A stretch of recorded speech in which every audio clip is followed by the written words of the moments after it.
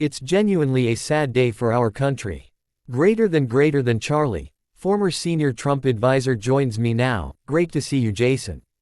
You and I have both heard of this for years in Washington, people claiming that Donald Trump is some kind of narcissist. It has taken me a while to realize this because the truth is I think Donald Trump is the most selfless politician I have ever seen. The reason is because he puts all his interests aside and replaces it with the interests of the American people. Nobody in Washington has ever done that before. That makes him selfless. If you ask me, the one, you are spot on. Greater than you are spot on. I spent a few minutes with the president yesterday and his phone did not stop ringing. The president was making sure the members were across the finish line. What we're saying is the single greatest arch to a presidency in our nation's history. We have this middle-class tax cuts bill. He secured the border in 48 hours, pieces breaking out all over the entire planet. There is so much good stuff is going out around this country and around the world because of President Trump. Compare that against the Democrats, AOC, Hakeem Jeffries, Eric Swalwell, and of course New York. We had this guy WHO identified as African American and Asian. Democrats are a disaster.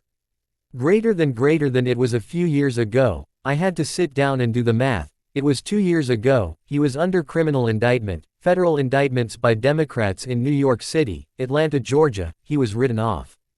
Everybody thought he was finished. As you say, the most successful 6 months, just the border alone. If you look at the border alone, I would argue that is the single greatest campaign promise ever kept in American history of politics. Greater than we have never seen anything like this. Just think back to when President Trump had his first tax cut bill. They did not get that done until December. It is July 3rd. The president and his team got it down in half the time. The president wailed this to happen. You had great help from J.D.